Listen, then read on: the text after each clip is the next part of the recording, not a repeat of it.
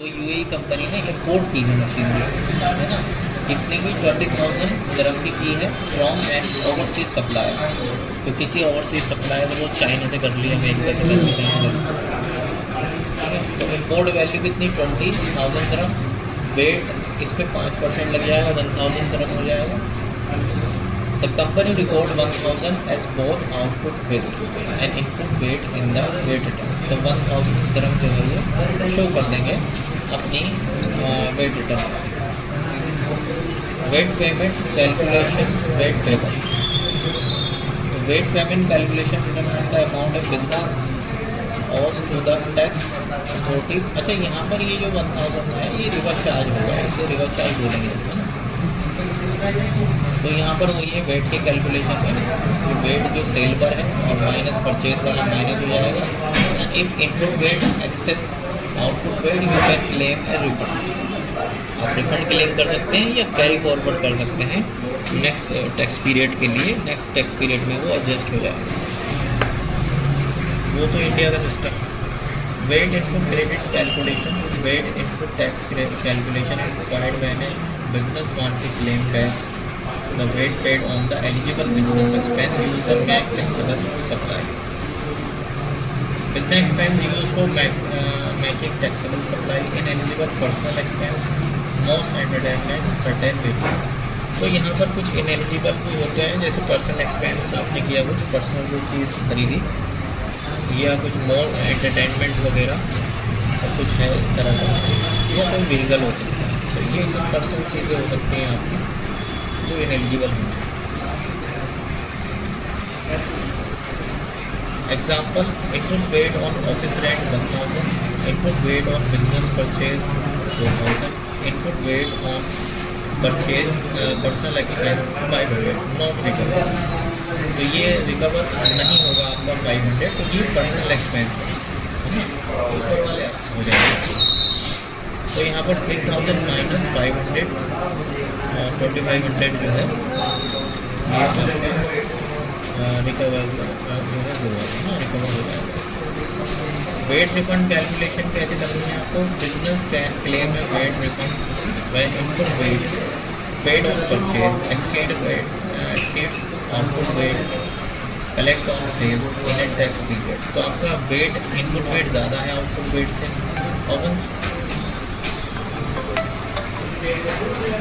Often seen exports or high expense pressure step to calculate weight refund।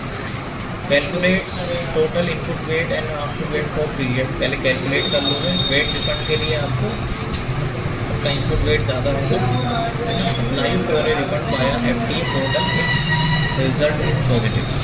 अगर सब कुछ सही है तो आप जो है FTA में अप्लाई कर सकते हैं रिफंड के लिए।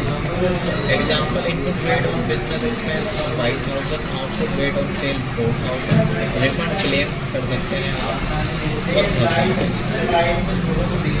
Wait calculation on discount item. तो डिस्काउंट किस तरह से दिखाना है। VAT must be calculated on the amount after any discount.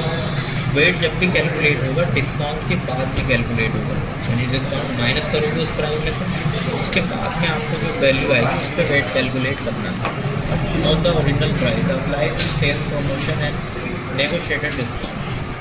तो net price original price minus discount, ठीक है, जो भी होगा ओरिजिनल प्राइस उसमें से डिस्काउंट माइनस करोगे और उस पर जो है आप 5% टैक्स लगाओगे।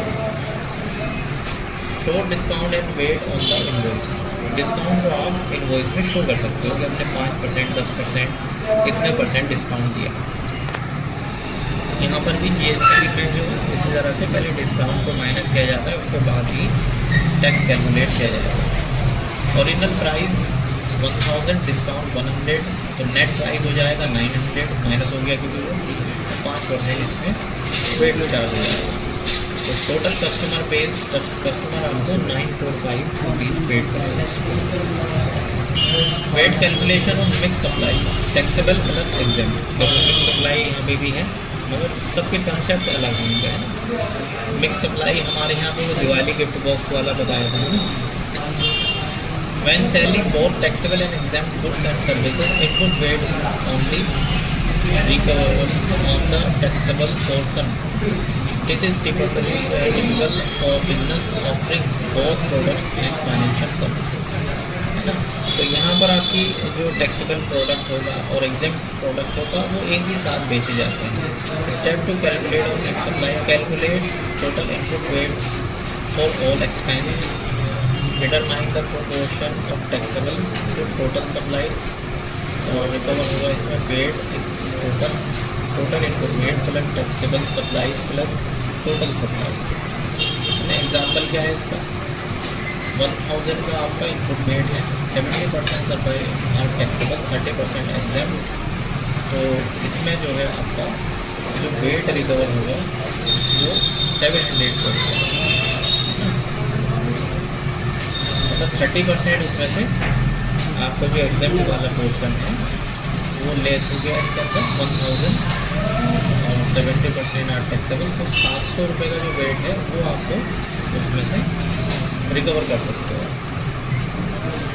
Wait on imports custom link, और import book VAT is based on the CIF value plus any customer duties payable at import clearance और reported in the VAT return in paper. इसकी जो CIF वैल्यू है, cost insurance और freight, इन्हें मिला के जो वैल्यू आती है add custom duty CIF value, इसमें जो कस्टम ड्यूटीज़ होगी वो ऐड हो जाएगी, ठीक है। और उसके ऊपर से चार्ज होगा वेट, यानी जो आप इंपोर्ट कर रहे हैं उस पर जो भी आपने कस्टम ड्यूटी पेड की वो भी उसमें इंक्लूड होगी, उसके ऊपर से आपको 5% चार्ज करना है। जैसे CIF वैल्यू है आपकी 9,000 ग्राम, कस्टम ड्यूटी 1000 ग्राम है, तो टोटल 10,000, उसके ऊपर 5% लगा देगा, है ना। तो इसमें ऐसा नहीं हुआ कस्टम ड्यूटी को हटा के आप जो है वेट लगा।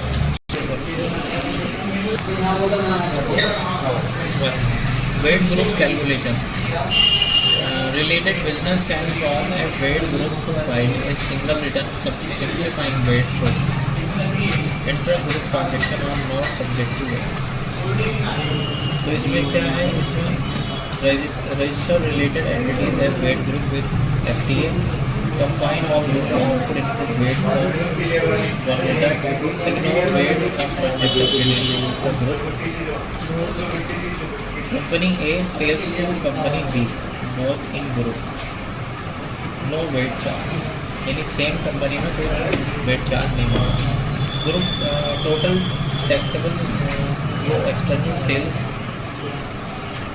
50,000, goods total external purchase 30,000, VAT is paid on combined figure not individual. अच्छा, जो भी दोनों कंपनियों से जो जाएगी आपकी, दो कंपनियां हैं अलग, A और B, है ना। तो A और B से जो भी आपकी सेल हो रही है, कंपनी आप ही की है, तो उसकी जो रिटर्न जाएगी वो दोनों की एक ही जगह जाएगी, एक ही जगह वैल्यू ऐड होगी उसकी।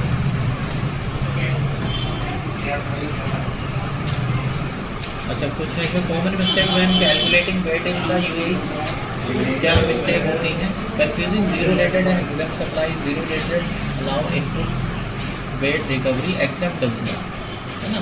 तो जीरो रेटेड में जैसे आपकी क्या थी, हेल्थ सर्विस, एजुकेशन सर्विस, उसके अगेंस्ट अगर आपको कुछ इनपुट में आ रहा है या एक्सपोर्ट वाली बिजनेस में, तो उसके अगेंस्ट जो आपने परचेजिंग कर रहे हो और उस पर वेट पेड करके आ रहे हो, तो वो आपको रिकवरी मिल सकती है उस वेट, है ना, जो परचेज पे आपने पेड किया। लेकिन एग्जाम्प्ट सप्लाईज जो है, जो एग्जाम्प्ट है, जैसे पैसेंजर ट्रांसपोर्ट वगैरह ये है, तो इनके अगेंस्ट जो मतलब जो एग्जाम्प्ट है या फाइनेंशियल सर्विस है, तो वहाँ पर आप अगर सामने कोई सर्विस या गुड्स पे वेट पेड कर रहे हो, उसकी रिकवरी आपको नहीं होगी, है ना।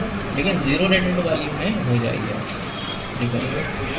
Claiming input VAT without valid invoices, always keep FTA compliant tax invoices. अच्छा, बिना इनवॉइस के जो है क्लेम नहीं करते, ठीक है, मतलब वो वैलिड नहीं मानी जाएगी आपको अगर आपका क्या है उसमें द टैक्स नहीं, वो invoice. Applying the wrong VAT rate, some goods and services are zero rated और एग्जाम्प्ट, चेक बिफोर चार्ज। तो आप को देखना चाहिए कि इसमें तो आपको उस पर टैक्स है भी या नहीं है। तो इस चीज़ को मतलब ये चीज़ हो सकती है कि आप गलत टैक्स रेट लगा के करें। Not updating registration detail changes in business structure ownership must be updated with the FTA। अगर कोई चेंजेस होता है आपका रजिस्ट्रेशन में तो वो चेंजेस को आपको FTA में अपडेट करना पड़ेगा। यानी अपने बिजनेस में तो अपडेट हो गए हुआ, लेकिन FTA में अपडेट नहीं कराया तो कराना होगा। Incorrectly calculating weight of discount और एडवांस पेमेंट। तो डिस्काउंट पे एडवांस पेमेंट पे आप गलत तरीके से जो है कैलकुलेटिंग हो जाती है टैक्स की। Missing deadline for VAT return and payments late filing payment except heavy penalty. तो आप रेट अपनी रिटर्न्स जो है लेट फाइल करते हो या पेमेंट उसका लेट करते हो तो वहाँ पे हैवी पेनल्टी आप पर लगाई जा सकती है। तो ये